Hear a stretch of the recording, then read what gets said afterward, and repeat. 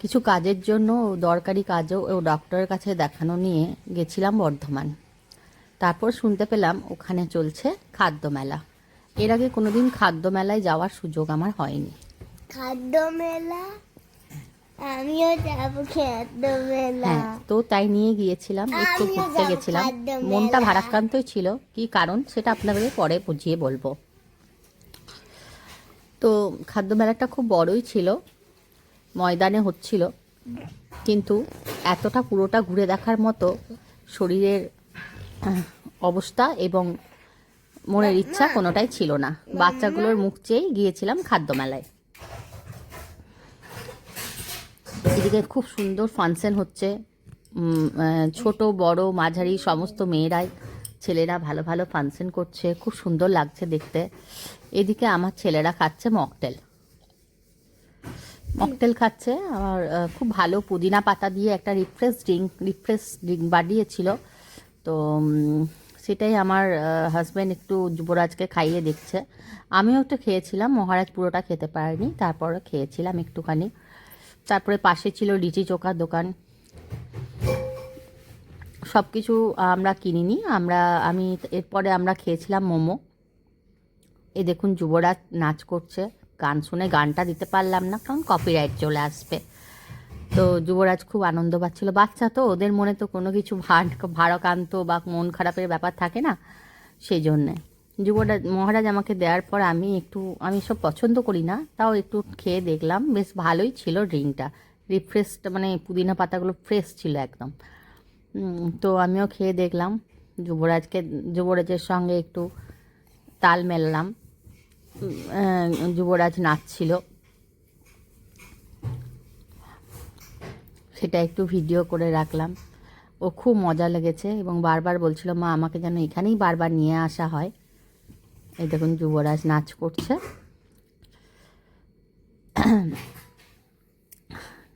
Music ছাড়া নাচটা হয়তো ভালো লাগবে না, কিন্তু মিউজিক তো দিতে পারবো না। পাশে অনেক কিছুরই দোকান ছিল। খাদ্য মেলায় নিয়ে যাও। হ্যাঁ, অনেক কিছুরই দোকান ছিল, প্রচুর দোকান ছিল, সব কিছু মেনশন করাটা সম্ভব নয়। তারপরে মোমোর দোকানে চলে এলাম এবং একটা এখানে মোমো ছিল। তো অনেক রকমই মোমো ছিল, ফ্রাইড, গ্রিন, গন্ধরাজ মোমো। আমি নিলাম একটা ভেজ মোমো, কারণ আমি চিকেন খাই না, আর আমার ছেলে নিল চিকেন মোমো। আমি আর যুবরাজ ভেজ মোমো খেলাম এবং মহারাজ ছিল চিকেন মোমো। বেশ ঝাল ছিল সসটা, আমাদের বেশ ঝাল লেগে গিয়েছিল। তারপর মোমো টোমো খেয়ে চলে এলাম।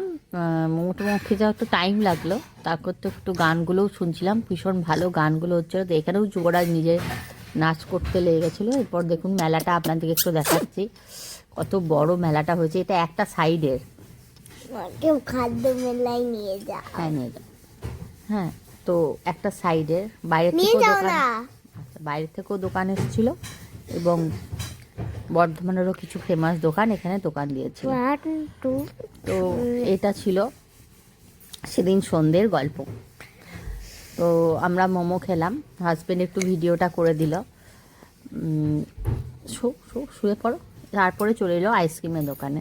একটু ঠান্ডা পড়েছে, তাও ছেলেগুলো আইসক্রিম খেতে ছাড়বে না, বলে স্কুপ আইসক্রিম খাবো। তো কারণ আমরা যেখানে থাকি সেখানে সব রকম কিছু অ্যাভেলেবেল নেই, তো গ্রামের জায়গায় থাকি, তো সেই জন্য ওদেরকে যখনই যাই তখন স্কুপ আইসক্রিমটা খাওয়ানোর চেষ্টা করি।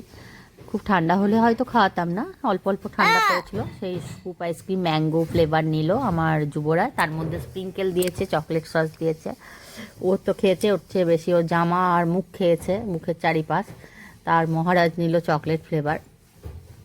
আমি চকলেট ফ্লেভার খাবো। তো খাও না। তারপরে চলে এলাম ধোসার দোকান। আচ্ছা, তারপরে চলে এলাম ধোসার দোকান, যখন যাবো তখন খাবে। ধোসার দোকানে ধোসা নিয়ে ধোসা নিয়ে নিলাম ডিনারের জন্যে। আমার হাজব্যান্ড যাচ্ছে, বললো যে কী খাবে, ওই দিকটাকে আর দেখবে? আমি বললাম না, আর দেখবো না, চলো অনেক রাত্রি হচ্ছে, বাড়ি ফেরা যাক। কারণ অনেকটা জার্নি করে এসেছিলাম আমরা বর্ধমানে। তো তারপর ধোসার দোকানে গিয়ে ধোসা কিনলাম। অনেক ভিড়ও হয়েছিল, কিন্তু মেলাটা বেশ সাজানো গোছানো, খুব ভালো হয়েছিল। বাবু সরো, আমি ভয়েস ওভার যে দেবো, আমাকে ভয়েস ওভারটাও দিতে দেয় না। চলুন ধোসাটা নিয়ে নিই। এখানে এখনও মহারাজদের আইসক্রিমটা খাওয়া হয়নি, তারপরেই বললাম চলো এই ধোসা নিলাম। ধোসাটা বেশ নন বেঙ্গলি দোকান ছিল, বেশ ভালোই ছিল। তো এই দেখুন যুবরাজ কেমন আইসক্রিম খাচ্ছে আর নাচ করছে, ও সারাটা মেলা শুধু নেচেছে। হ্যাঁ, ওর খুব মজা লেগেছে। আইসক্রিমটা পুরোটাই ও খেয়েছিল। অন্য খাবার খাওয়াতে খুব কষ্ট হয়, কিন্তু এইসব জিনিস বললে আর বলতে হবে না। আমি মুখটা একটু মুছিয়ে দিলাম, ওর গোটা মুখেই আইসক্রিম লাগিয়ে গেছিলো। তবে সেরকম ঠান্ডা কিন্তু পড়েনি। এই দেখুন এখানে অনেক কিছু পাওয়া যায়, একটা কুপন দিয়েছে, সেই কুপনটা নিয়ে আমরা 3টে ধোসা নিয়েছিলাম। ধোসাটা প্যাক করে দিল এবং চারিদিকে দোকানটাও একটু দেখিয়ে দিলাম আপনাদেরকে। এখানে রসমালাইয়ের মতো কিছু একটা বা দই বড়া